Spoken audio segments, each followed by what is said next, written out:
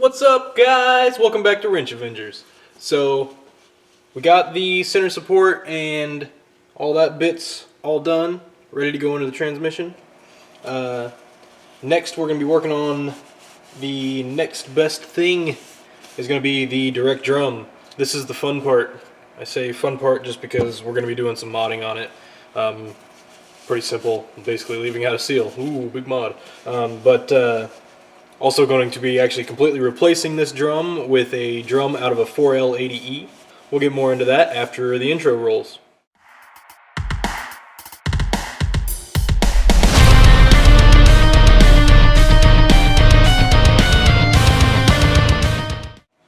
Okay, so our direct drum is actually what houses our sprag. We'll start by just taking that part off. It's just got a clip on it. We'll take it off and inspect our sprag, likely be completely tossing it because we're not going to use this drum. Let's go.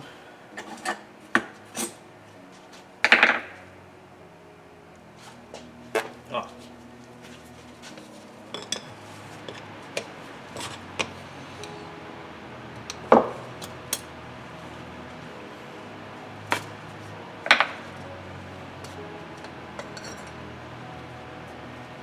God dang, thing's chewed up.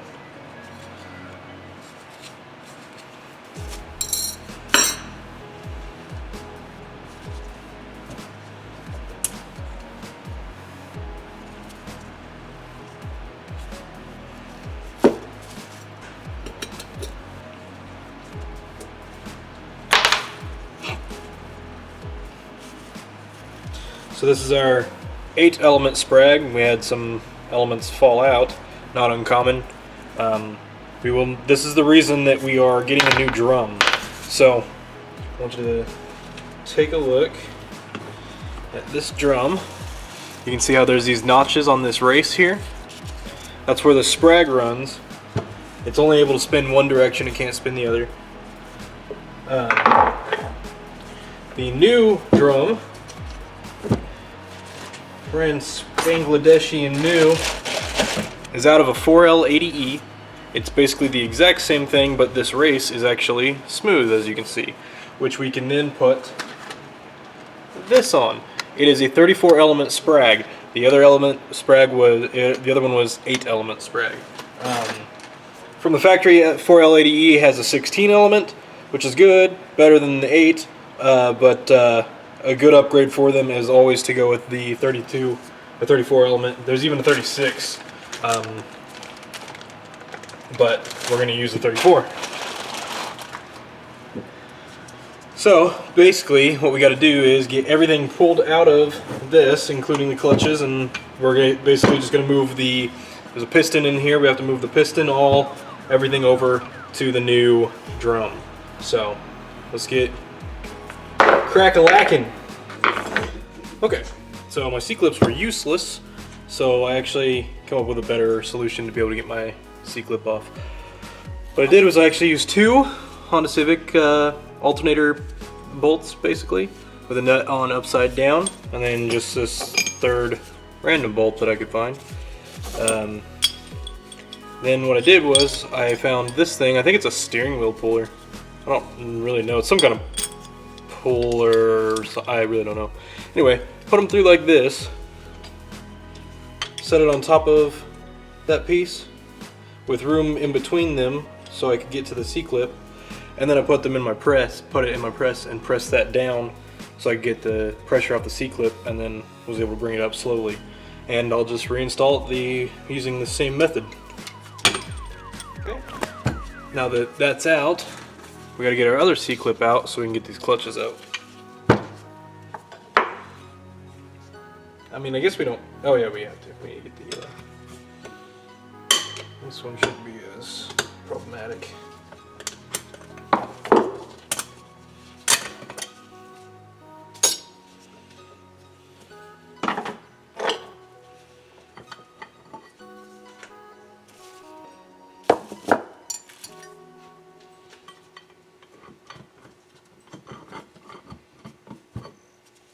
Okay, we're going to leave our clutches and steels intact, and what I'll also do is Find the right clutches here.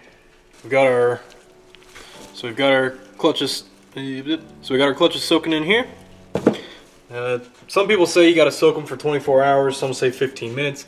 I'm gonna soak them until I'm ready to put them in. So next step is we got to get this piston that's inside of here out. It's gonna have a couple lip seals on it. Just pull them out like that. So you should have a lip seal here. Should have one in the center. You'll have the center seal. That seal we're actually going to leave out. That's part of the dual feed mod. We have to keep that seal out of there in order to allow fluid to go past. So now we've got this drum taken down. We can pretty much just set them aside because we're not going to be using it. Okay, got my lip seals here ready. That's the old one. Go ahead and get them put in place on this piston.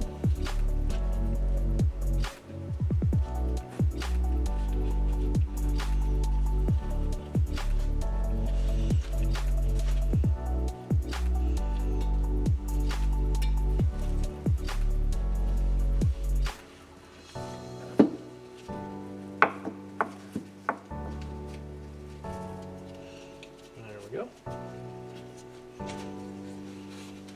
So again, we're going to leave that center seal out. And we'll work on getting these guys in here.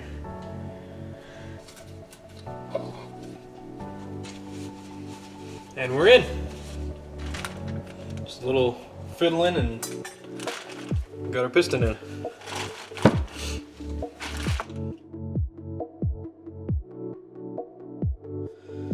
Okay, so as you can tell, another new shirt, meaning it's been another day. It's actually been a week.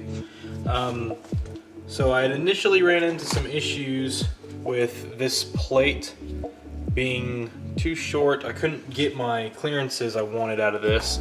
Clearances here being 50 thousandths between the top clutch and the top plate. That's got the lock on it. So 50 thousandths is what I was looking for because you have 5 clutches. It's 10 thousandths for every clutch. It's just kind of a rule of thumb. That's the way we wanted to go. Well, couldn't get there with this plate. Thought maybe because I have a 4L80E drum, I needed the 4L80E piston. So I went and got a 4L80E piston. It is basically the exact same size. If anything, it might even be a little bit shorter. I can't tell for sure. But I figure I'll use it. It's in good shape. So I'll just go ahead and use it.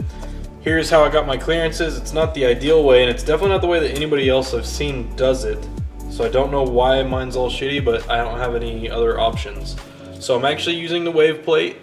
Not a real big problem with doing that, other than that it's it'll cushion the shift a little bit. I think we'll be shifting plenty hard. I don't think we'll have any problems with it, even with that plate. So next thing we'll do is we'll go with a steel right on top of that. As far as I can tell, there's no problem with that. Some transmissions came that way, some didn't. I tried to see if I could get 6 clutches in. Couldn't fit 6 clutches without being way too tight. So this is the route that I'm taking, and after that it's just clutch plate, clutch plate, clutch plate until you get to the end. So I'll put this together and we'll move on.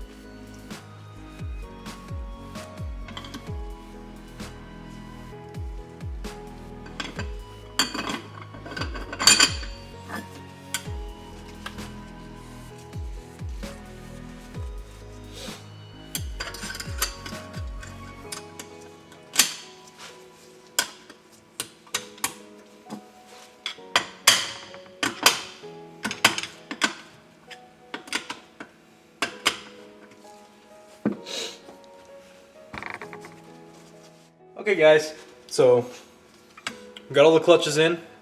It's good. Got our decent clearance. I know we have the wave plate, but it is what it is. So we will start next by getting our spring assembly on. Gotta go to the press for that. Yep, my press works beautifully.